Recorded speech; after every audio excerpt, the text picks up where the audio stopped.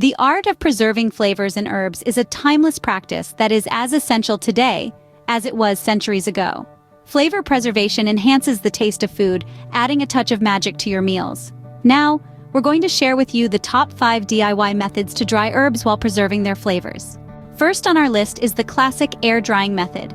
Begin by selecting fresh herbs, then clean and bundle them together. Hang these bundles in a dry, airy space, allowing nature to do its work. This method is perfect for robust herbs like rosemary and thyme. Next, we have the oven drying method. Start by preheating your oven, then prepare your herbs, laying them out evenly.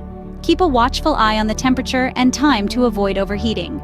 This method works best with herbs that have high moisture content like basil, oregano, and mint. The dehydrator drying method is another excellent way to preserve your herbs. Simply prepare your herbs, set them in the dehydrator, and select the appropriate settings. This method shines when you're dealing with large quantities of herbs, making the process efficient and straightforward. Lastly, we have the microwave and freezing drying methods. Microwave drying requires careful monitoring to avoid scorching your herbs. Freezing, on the other hand, calls for freezer-safe containers.